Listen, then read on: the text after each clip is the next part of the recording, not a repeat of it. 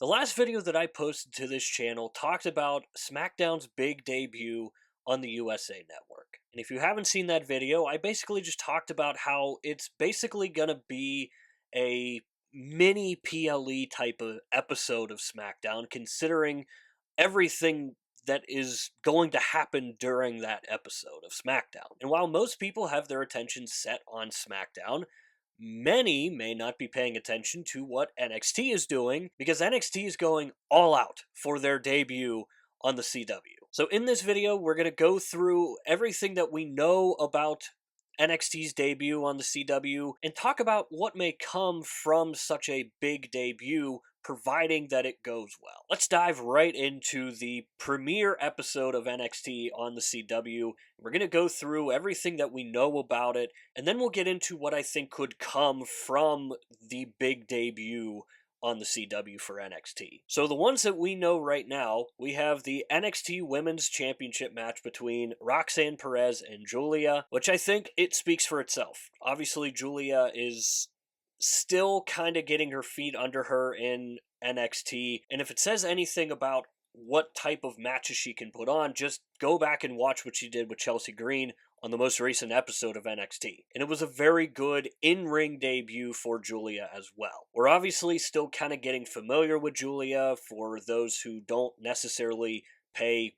that close attention to the world of pro wrestling. But I think the writing's on the wall. The story going into this match is already really solid. So I think the two are going to absolutely knock it out of the park with this match. And that's just the tip of the iceberg with this show. We shift from the Women's NXT Championship to the NXT Championship for the men's side, and Ethan Page taking on Trick Williams. And while the story is basically there already, we're still kind of building this next chapter in this feud that we have between Trick Williams and Ethan Page. And I think we'll start to learn more about it with the contract signing that's going to take place next week on NXT. I don't think too much time needs to be spent on this match because I think it's going to be simply fantastic. Their match before was really good, and I think it's going to either be just as good, if not possibly better than what we saw before with these two. And then, kind of out of nowhere, Miz TV's gonna get a segment, because why not? And I would not be surprised at all if we get a tie-in with Miz TV and CM Punk, who is also scheduled to be on the episode, and I think it could tie into CM Punk being on the debut episode of NXT on the CW because it's taking place in Chicago. Now, that hasn't been confirmed yet, but I would not be surprised at all if that's simply all it is, or maybe they have someone from TNA, maybe Joe Hendry, possibly be on Miz TV. And I think having somebody from NXT would be a better choice almost because it would still help promote TNA in some sort of way, and we continue to see that partnership between WWE and TNA grow more and more each week. Now, I talked about CM Punk being on the debut episode. Next week on NXT, he's going to have a special announcement. What will that special announcement be? Your guess is as good as mine. Maybe it's a match, maybe it's him announcing that he's going to be on Miz TV. But that raises the question. When you think of CM Punk, you kind of think of Drew McIntyre now. So, do we see Drew McIntyre come in and possibly destroy CM Punk again? I think that's kind of what I'm going to be most excited to see. Does Drew show up?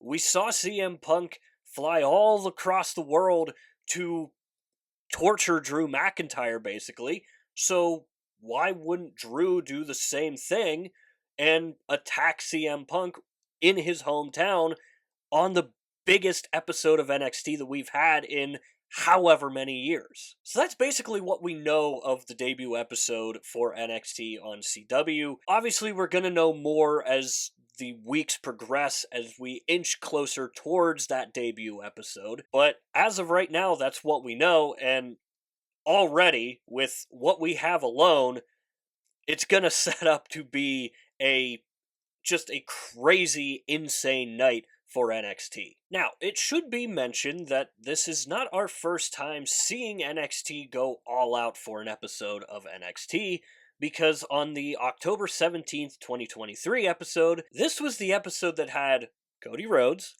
John Cena, and The Undertaker all on NXT. So we've seen something similar like this from NXT, and I think in a way that this almost is going to feel more impactful because it is again the debut episode on the CW. So this is where I'm going to raise the question. Do we think that this episode of NXT is going to elevate NXT to the point where we see them traveling more frequently, similar to what we see with Raw and SmackDown? I think if the numbers are good and they sell the right amount of tickets, why not? As good of a setup as it is at the Performance Center for NXT, imagine we see NXT traveling, maybe not necessarily on a week to week basis, but maybe they have a show maybe twice a month where they go and travel to different cities, similar to, again, what we see with Raw and SmackDown. I think it would benefit NXT tremendously because it would get more eyeballs on their product. And while, yes, I do understand that NXT is technically the developmental show for WWE, with the way NXT is going right now, and especially with their partnership with TNA, it's becoming bigger and bigger every week, it feels like. Whether it's what we've been seeing with Joe Hendry, or what we just saw last night on NXT with Jordan Grace having an open challenge, or it's Trick Williams and Pete Dunne having a sensational last man standing match, NXT is in a really good place again. Again, I talked about it recently where the draft really damaged NXT, but they started to build it back, and a large part has to do with TNA. Not only do I think it would benefit the product, but I think it would benefit the superstars. With NXT technically being the developmental show of WWE, why not get some more development and have these guys on the road and see what it's like to travel like a WWE superstar? Now, I'm not saying the NXT roster is completely just not familiar traveling like a WWE superstar, but it's at least going to get them preparation for the grind that it takes to make it to the main roster and the grind that it takes to be a professional wrestler in general. So what do you think? Do you think I bring up a good point? Would you like to see something like that? Do you want to see NXT travel for maybe 2 shows a month where they travel to different cities? I want to hear your opinions on that. Is that something that you would like to see? And do you also think that it would benefit WWE and NXT and possibly TNA now that they're kind of along for the ride with WWE? That is going to do it for this video here. I do hope you enjoyed the video. If you did enjoy it, hit the like button. If you really enjoyed it, hit the subscribe button. It'll really mean a lot to me and also support the channel. As always, down below in the description is our Linktree link. There you will find all of our social medias.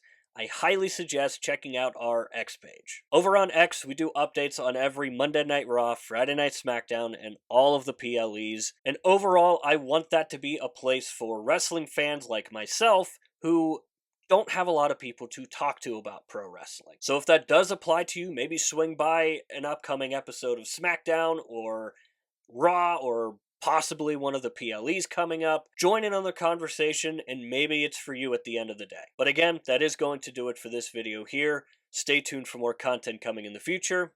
We'll see you next time.